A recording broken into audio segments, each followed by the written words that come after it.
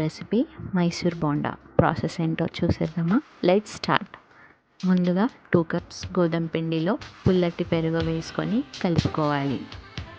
2 cup గోధుమ పిండికి 1 cup పెరుగు సరిపోతుందండి. పెరుగు వేసిన తర్వాత కొద్దిగా వాటర్ కలుపుతూ లూజ్గా పిండిని కలుపుకోవాలి. కలుపుకున్న తర్వాత ఇలా 4 ఫింగర్స్ స్ప్రెడ్ చేసి బాగా బీట్ చేసి నైట్ అంతా పిండిని ఫర్మెంట్ చేయాలి. ఫర్మెంట్ అయిన పిండిని నెక్స్ట్ డే మార్నింగ్ హాట్ ఆయిల్లో ఇలా బోండాల్లా వేసేసుకుంటే యమ్మీ బోండాస్ రెడీ.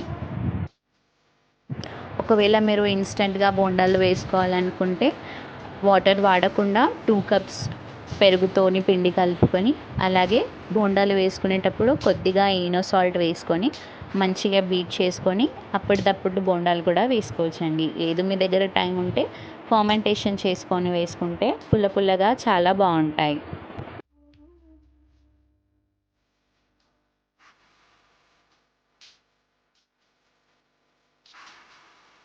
ఈ బోండాలకి బెస్ట్ కాంబినేషన్ పల్లీ చట్నీతో ఈ రెసిపీని ఒకసారి ట్రై చేసి మీకు ఎలా వచ్చిందో కామెంట్స్లో చెప్పండి. Thanks for watching.